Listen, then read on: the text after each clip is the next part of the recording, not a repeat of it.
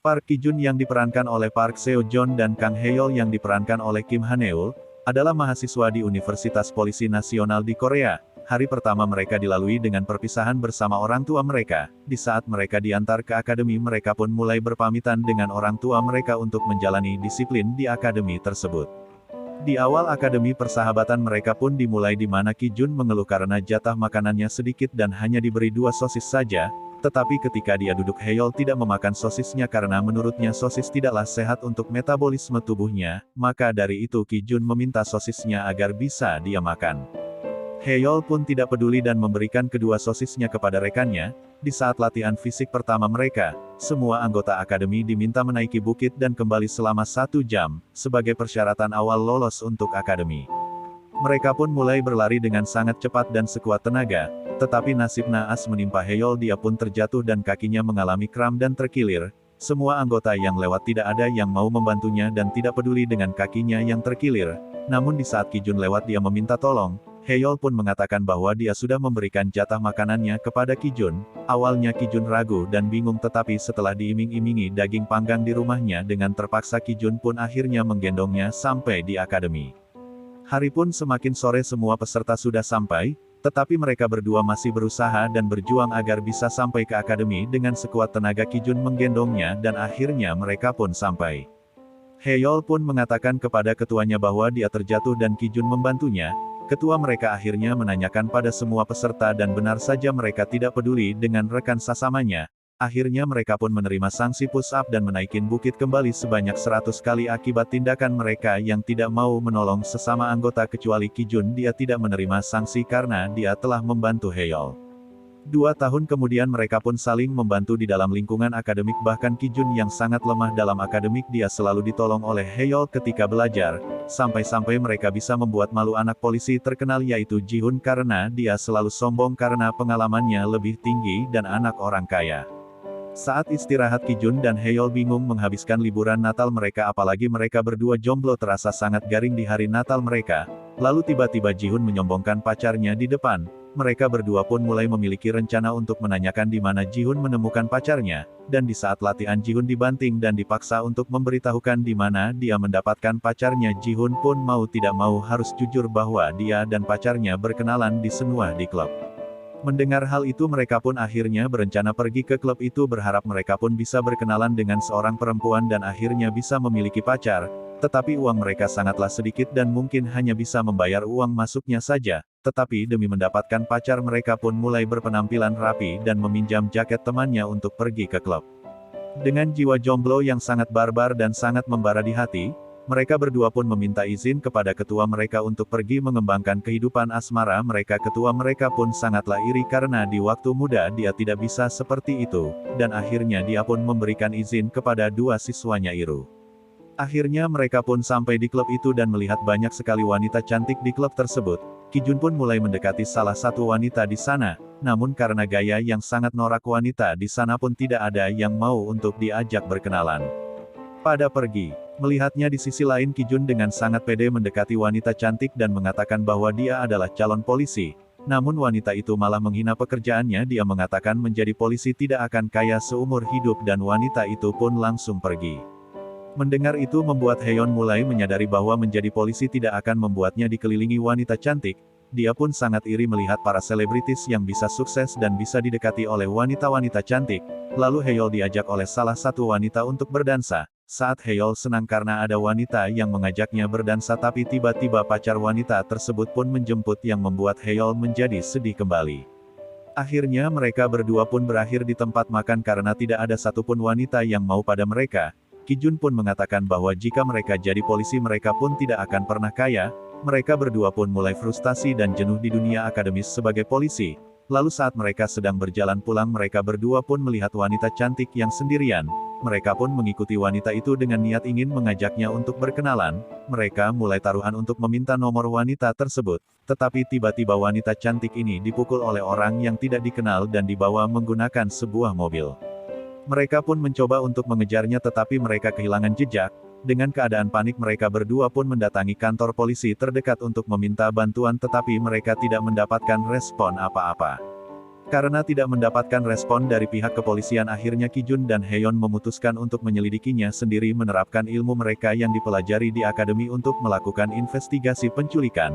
Setelah melihat-lihat tempat kejadian, mereka pun menemukan topoki milik wanita itu dan dengan sangat cepat mereka menanyakan satu persatu penjual topoki agar mereka bisa mendapatkan identitas wanita ini.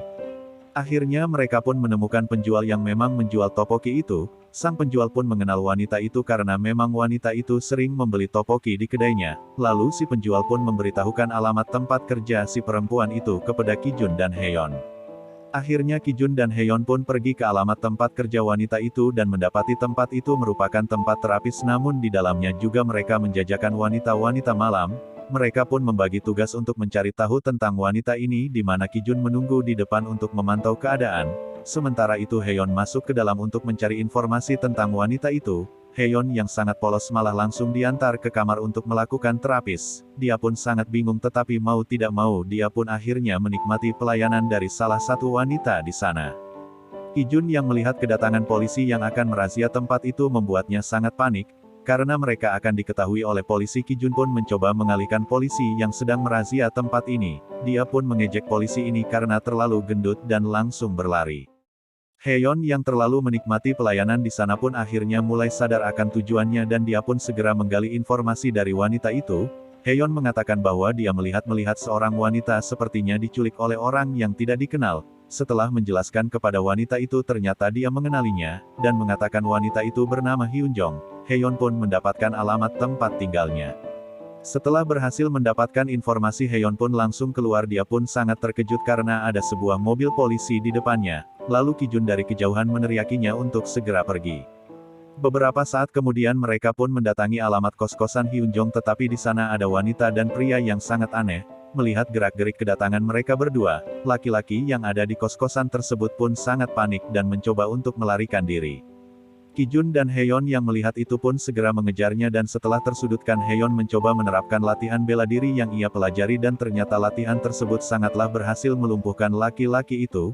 Mereka pun menginterogasi dan ternyata Hyunjong adalah wanita yang kabur dari rumahnya lalu dia menampungnya. Tetapi ternyata dia merencanakan untuk memanfaatkan Hyunjong dan wanita yang ia temukan untuk menjualnya pada oknum perdagangan manusia. Ki-jun dan Haeyeon mengambil handphone laki-laki itu dan kembali ke kos-kosan mereka, dan setelah kembali dia pun mencoba menanyakan Hyunjong. Ternyata dia melarikan diri dari rumah akibat ayah tirinya sering memukulinya hingga pingsan. Mereka pun mulai menyusun rencana untuk mencari keberadaan Hyunjong. Di sini mereka mulai memesan taksi untuk mencari lokasi markas oknum perdagangan manusia itu. Namun sesampainya di tempat itu, sang sopir taksi pun memperingati bahwa lokasi ini adalah sarang mafia. Bahkan polisi pun takut untuk masuk ke tempat ini. Mereka pun singgah di suatu tempat dan mulai mencoba melacak Hyunjong dengan HP miliknya. Tetapi dengan sangat cerobohnya mereka lupa mematikan nada deringnya, membuat mereka berdua dikeroyok oleh anggota para mafia. Namun dengan jiwa pahlawan mereka yang sangat tulus, mereka pun berhasil mengalahkan para mafia dan mencoba menginterogasi agar memberitahu lokasi persembunyiannya oknum perdagangan manusia yang dikatakan teman Hyunjong. Namun di sisi lain Hyunjong yang diculik ternyata dipaksa untuk meminum sebuah obat agar para mafia ini bisa menjual sel telurnya ke rumah sakit yang sudah bekerja sama dengan mereka. Bahkan mereka pun memalsukan identitas Hyunjong agar si pembeli percaya bahwa organ yang mereka jual adalah hasil dari donor.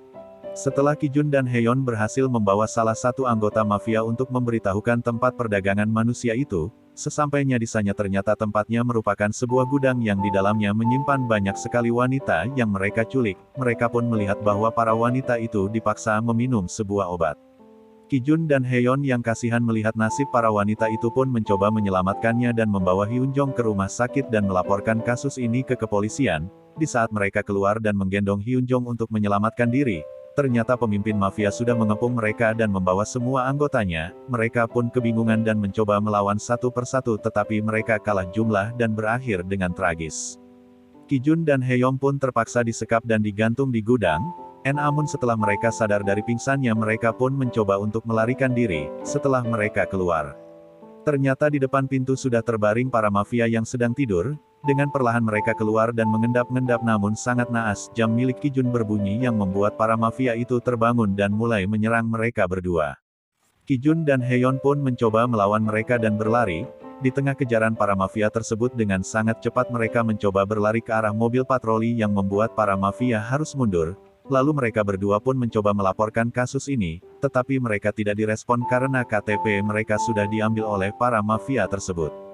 Polisi pun tidak bisa memprosesnya dan menganggap laporan mereka adalah palsu.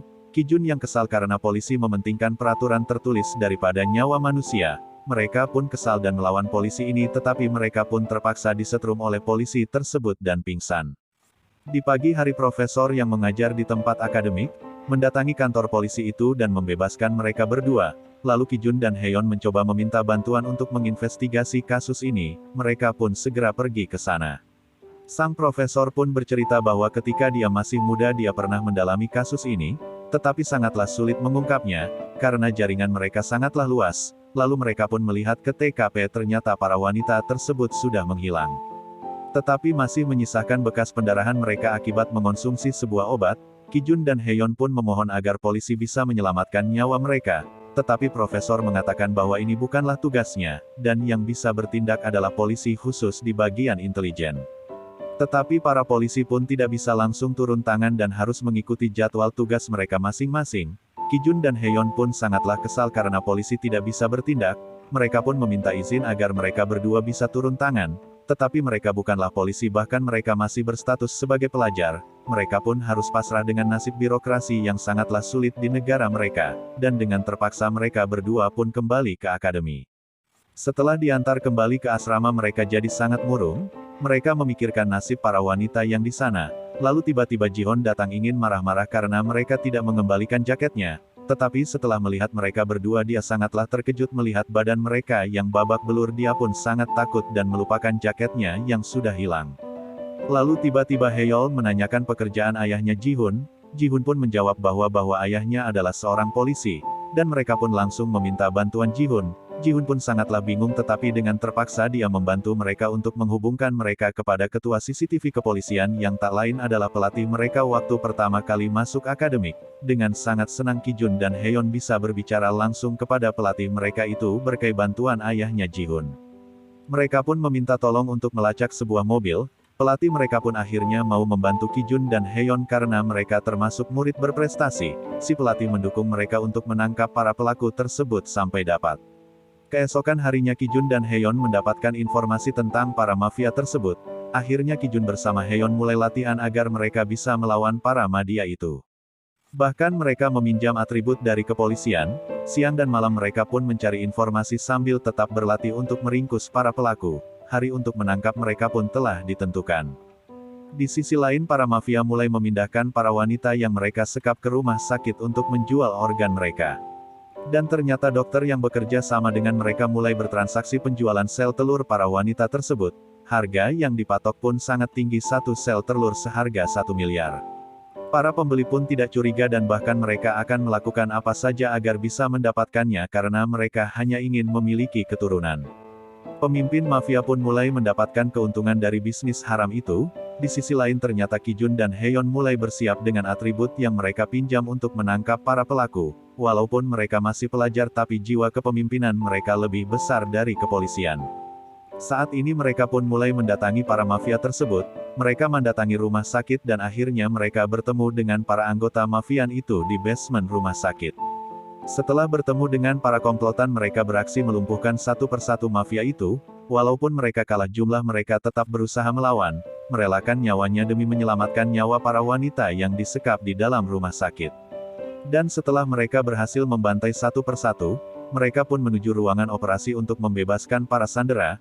Tetapi setelah sampai mereka harus melawan ketua mafia, mereka babak belur melawan ketua mafia itu.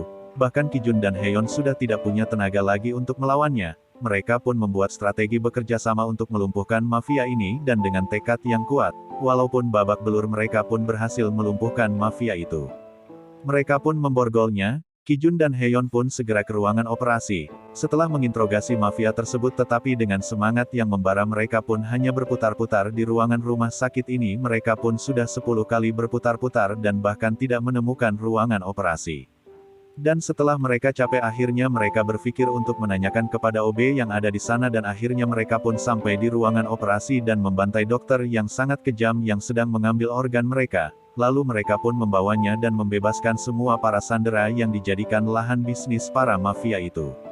Walaupun mereka berhasil, tindakan mereka tidak memiliki izin, karena status mereka masih pelajar, dan dengan terpaksa mereka pun harus menanggung resiko, mereka pun mencoba untuk menghubungi profesor untuk membantu menyelamatkan para sandera. Para polisi pun datang untuk meringkus para mafia dan menyelamatkan semua sandera yang ada di rumah sakit ini. Kasus ini pun mulai ditangani oleh para intelijen kepolisian Korea. Setelah 1 minggu kemudian mereka pun harus menanggung konsekuensi yang mereka terima. Nama mereka pun masuk daftar siswa yang akan dikeluarkan dari akademi. Tetapi profesor yang melihat kegigihan dan semangat mereka yang dengan tulus ingin menyelamatkan orang yang membutuhkan dan mengabdi di kepolisian, profesor pun membela mereka di saat persidangan para pemimpin kepolisian.